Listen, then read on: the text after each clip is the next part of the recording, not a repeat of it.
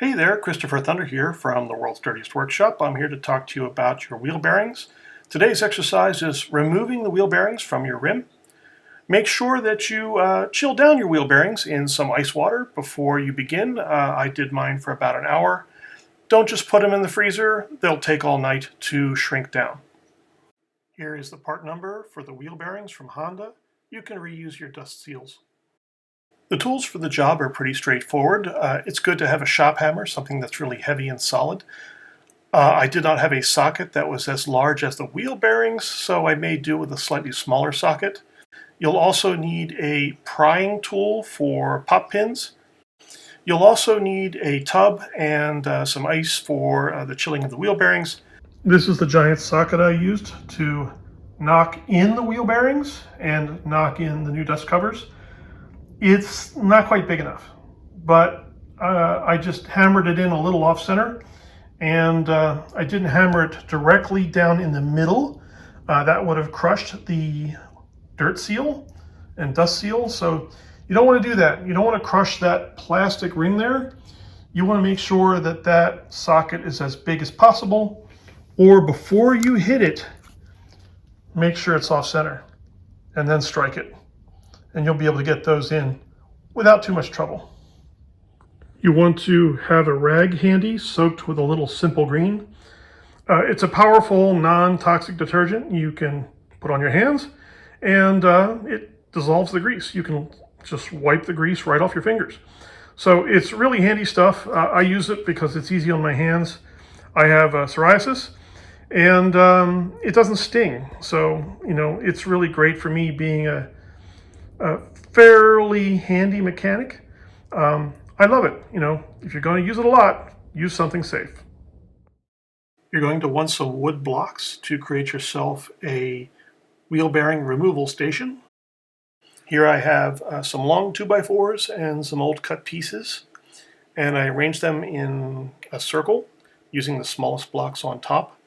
This will give you the best support for the wheel for the job.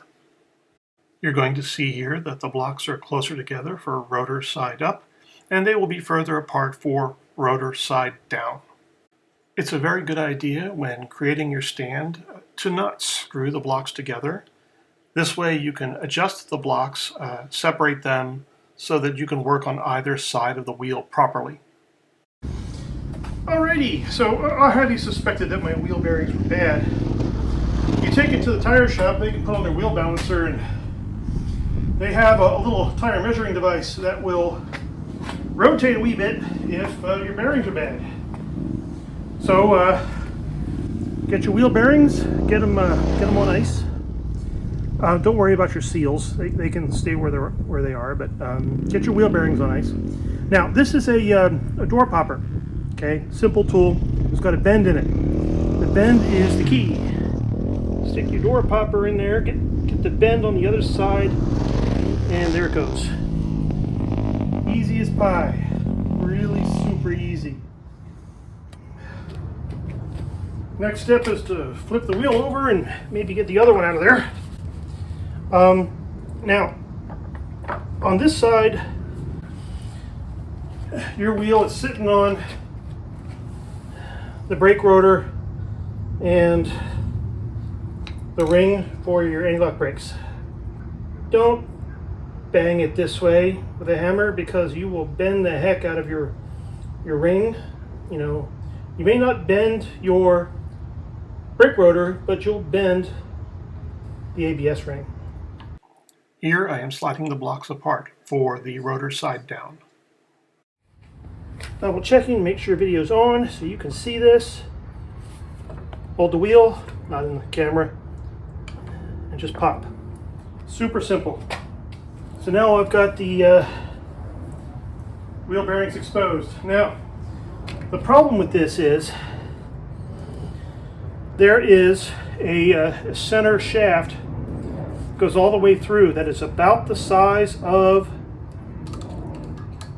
the wheel bearing. But if you look way down in there, there's a step.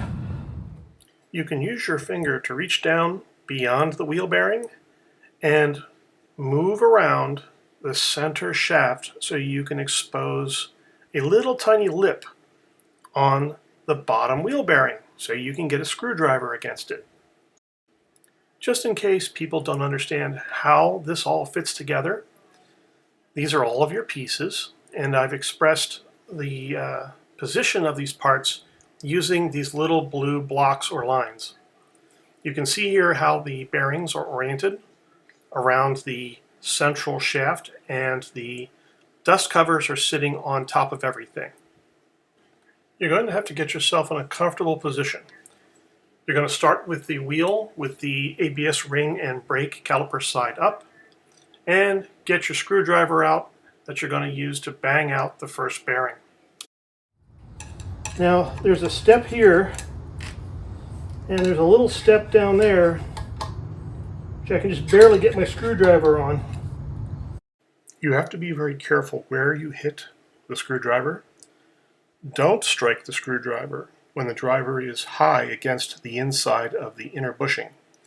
This could damage the inner bushing and create further problems down the road, such as scratches or even some wear marks on your axle and even the bushings on either side of the wheel. So be very careful when striking the screwdriver. So I'm going to try and use that step, start knocking the bearing out. You want a good solid rebound. If this thing is sitting on the tire, it'll take you all day to get that wheel bearing out, because you'll hit it and physics says you got a spring on that and it's just going to go boing and come back at you.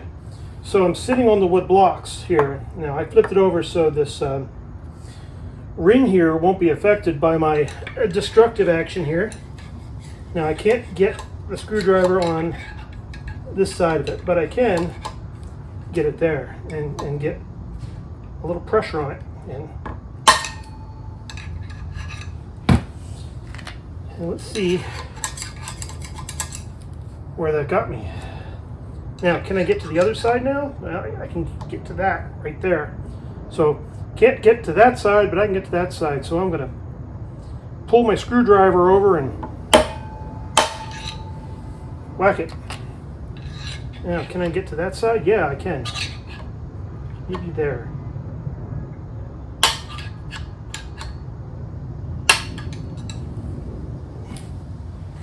Let's see how far I got.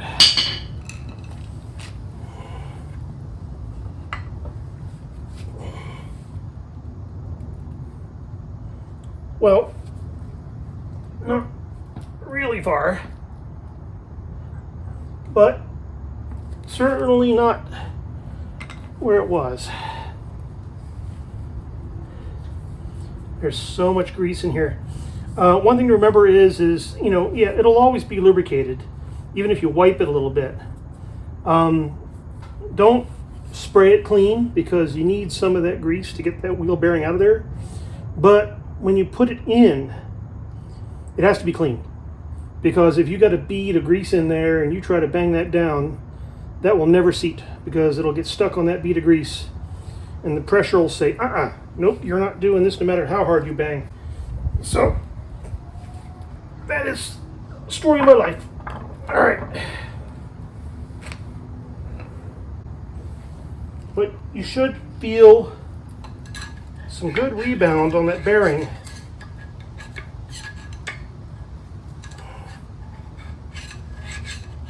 As you try and get the screwdriver on that.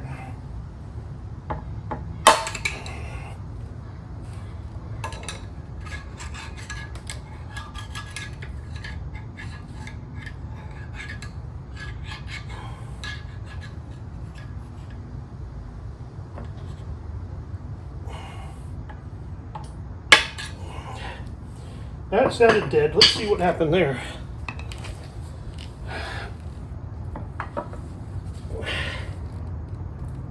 Now it's moving.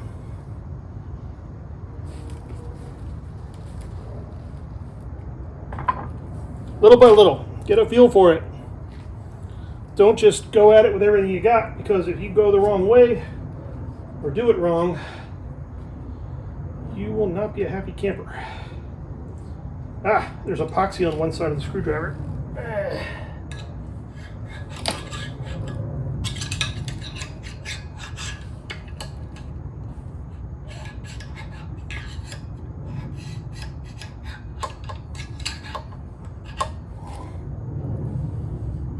Okay. Don't hit your hand.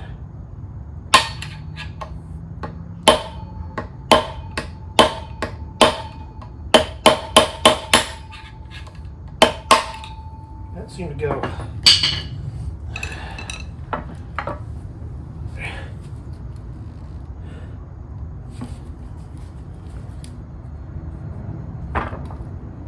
Try to get it centered on those spokes.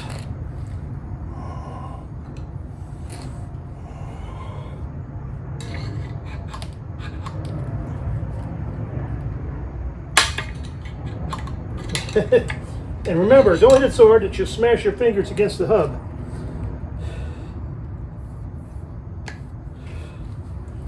All right.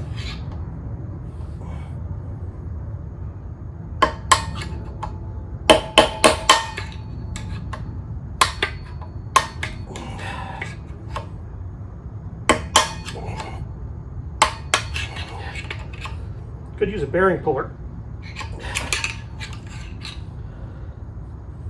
Haven't got that right now.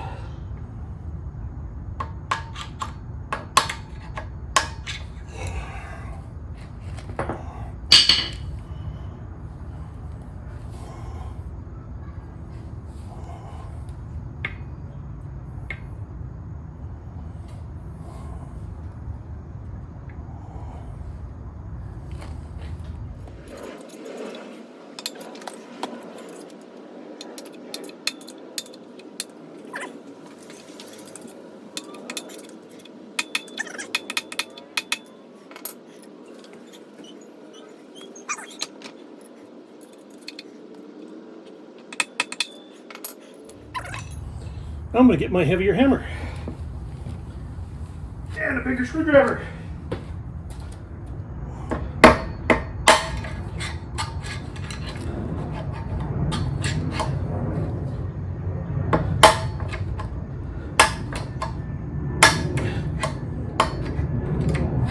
Got to get some resistance on it.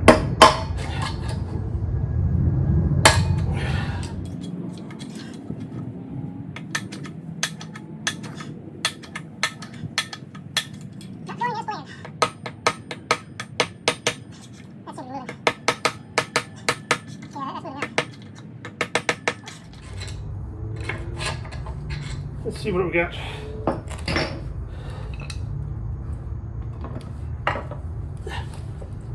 Yep, almost out. So, time for a close-up. See that? That is almost out. Because you can see there's no room for the seat anymore. Just need a bigger hammer. Okay, and a bigger screwdriver. Make sure it's on the hubs, or on the spokes of the hub, sorry.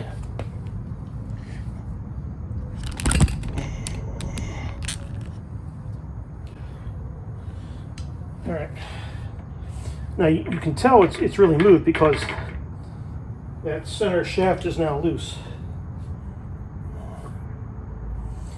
Now, should you try and hit the screwdriver against that center shaft at the top? No, probably not. It'll really bugger it up.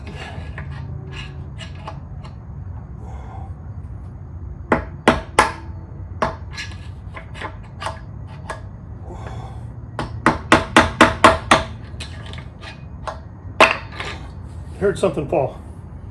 Their kerplunk was that actually coming out of there.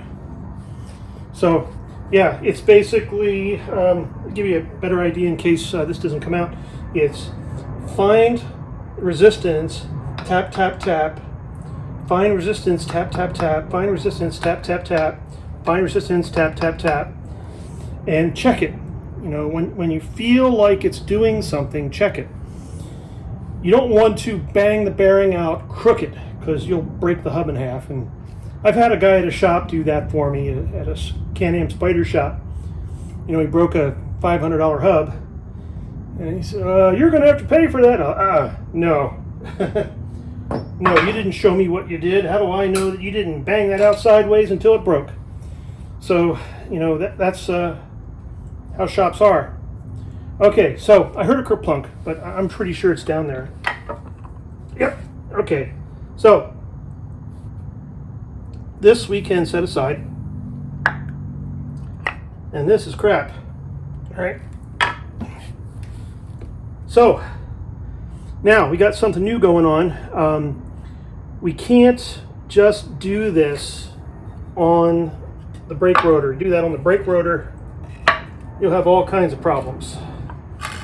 So I'm just going to have to assume that I can do this on the tire or the rim.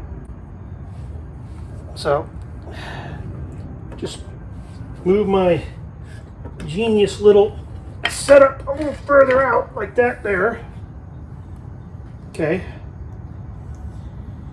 And you can see here there's like, I don't know, let's see, a little under 3/4, 3/16, a little under 1/4, 3/16 of an inch. We're going to flip this over and bang that out from the tire. Okay. So, same trick, but not using a lot of angles, just bang, bang, bang, bang, bang, bang, bang, bang, bang, bang. Look at what you're doing.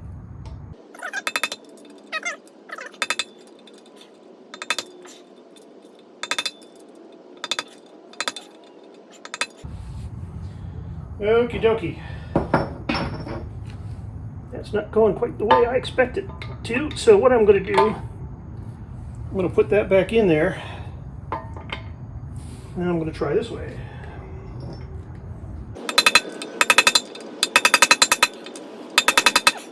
I can feel the rim bouncing back because it's sitting on the tire. So I got to come up with a different way to do that. Okay, I got a big old socket extension here. I want to put that as close to the center of the bearing as I can.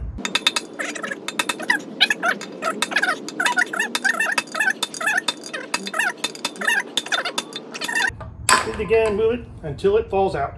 That is removing your wheel bearings for today. Yeah, that actually went pretty well. So now I got some cold ones and I got to drop them in. Now the wheel bearings, as they are pretty identical front to back. I'm going to leave this the way it is. I'm just going to pull that wheel bearing out of there and show you. They look about the same front to back. Once you start hammering on them like that, you wreck the seal.